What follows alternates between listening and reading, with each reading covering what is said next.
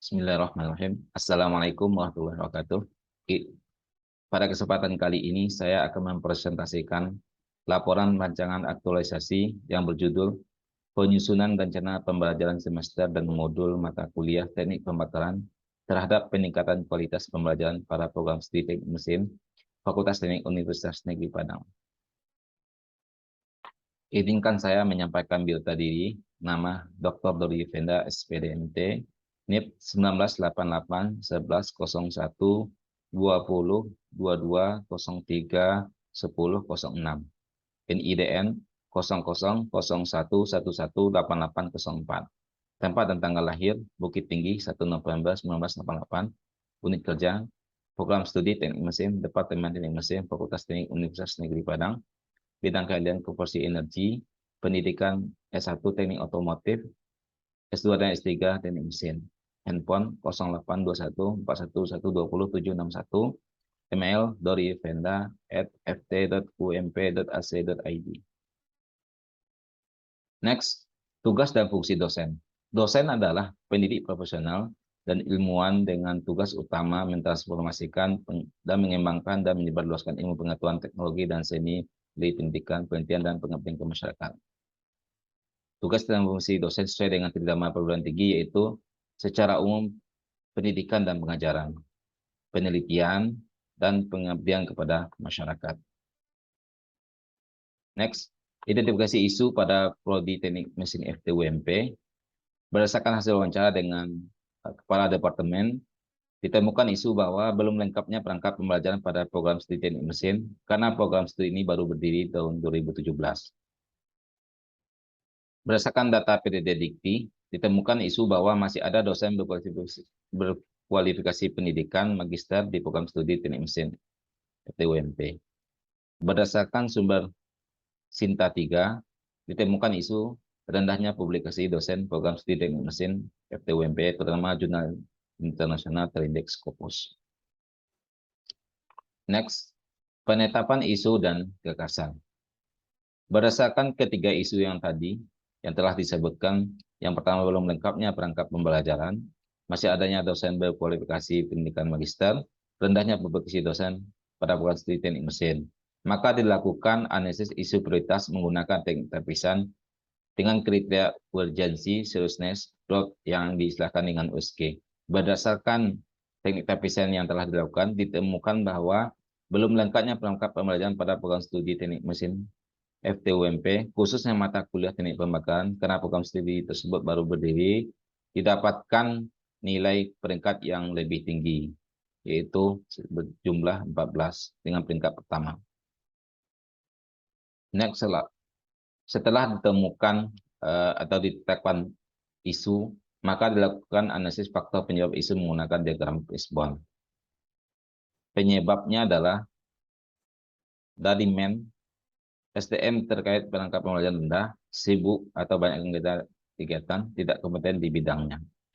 Kemudian dari segi metodenya, tidak ada pelatihan, tidak ada panduan pembuatan modul menggunakan metode ceramah. Dari segi environment-nya, sibuk dengan keluarga, dipengaruhi oleh rekan kerja, lingkungan bekerja yang tidak kondusif. Kemudian dari segi materialnya, materi ajar tidak lengkap, sumber referensi kurang. Kemudian dari segi mesinnya, media pendukung tidak ada seperti PPT, tidak memiliki komputer dan laptop. Kemudian dari segi manajemennya, tidak ada evaluasi dari program studi, tidak ada sanksi bagi yang tidak melanggarnya, tidak ada masukan terukur dari program studi. Sehingga dengan penyebab itu mengakibatkan belum lengkapnya perangkat pembelajaran di program studi Teknik Mesin FTUMP, khususnya mata kuliah teknik pembakaran. Berdasarkan isu tersebut, maka dilakukan ide gagasannya, yaitu melakukan penyusunan rencana pembelajaran semester dan modul mata kuliah teknik pembakaran pada program studi Teknik Mesin FTUMP. Next, daftar kegiatan, tahapan, dan output. Berdasarkan gagasan yang sudah ditentukan, maka dirancang kegiatannya, yaitu yang pertama itu koordinasi dan konsultasi dengan Kepala Departemen, Ketua Program Studi, dan tim dosen pengajar mata kuliah. Tahapan kegiatannya, menentukan jadwal koordinasi dan konsultasi, menyampaikan gagasan yang telah direncanakan, mencatat masukan dari Kepala Departemen, menyimpulkan masukan dan membuat hasil diskusi. Outputnya nutulen hasil koordinasi dan konsultasi. Kegiatan kedua, menganalisis dan mengumpulkan referensi. Tahapan kegiatannya menentukan bahan ajar sesuai dengan CPL, mengumpulkan bahan materi dari berbagai referensi, memilih dan mengelompokkan materi yang sudah didapatkan sesuai dengan CPL, mengkoordinasikan ke tim dosen pengempu mata kuliah. Output yang diharapkan adalah kumpulan materi atau bahan ajar yang relevan dengan ide gagasan utama. Kegiatan yang ketiga adalah menyusun rencana pembelajaran semester. Yang pertama, tahapannya adalah menyiapkan template RPS sesuai dengan format yang sudah menyusun materi perkuliahan selama 1 semester, membuat draft RPS sesuai dengan materi yang sudah dilakukan, mengkoordinasikan ke tim dosen terkait dengan RPS. Output kegiatan adalah draft rencana pembelajaran semester mata kuliah teknik pemakaran. Kegiatan keempat adalah menyusun modul pembelajaran mata kuliah. Tahapannya adalah menyiapkan template modul sesuai dengan format yang sudah ditentukan oleh kampus. Kedua, menyusun dan membuat draft modul atau bahan ajar setiap pertemuan pilihan. Ketiga, mengkoordinasikan ke tim dosen terkait dengan modul yang sudah disusun. Outputnya adalah draft modul mata kuliah teknik pemakaran. Kegiatan kelima adalah melakukan finalisasi perangkat pembelajaran.